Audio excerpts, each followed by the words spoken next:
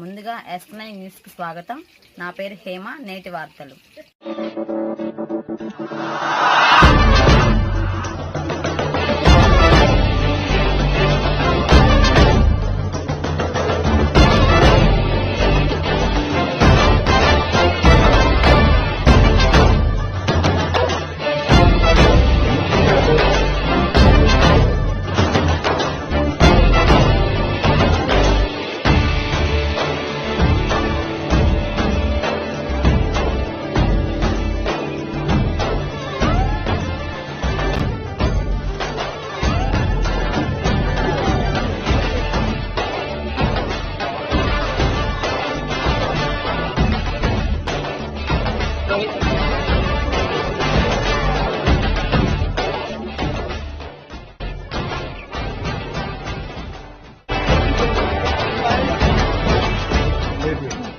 అప్లికేషన్లు తీసుకుంటున్న సందర్భంలో రేవంత్ రెడ్డి గారి నాయకత్వంలో మన ముఖ్యమంత్రి అయిన తర్వాత ఏదైతే ప్రగతి భవన్ ఉందో దాని ఉన్నటువంటి కంచెలు తీసేసి ప్రజా వాణి వినిపించే ఒక వేదికగా తయారు చేయడం జరిగింది.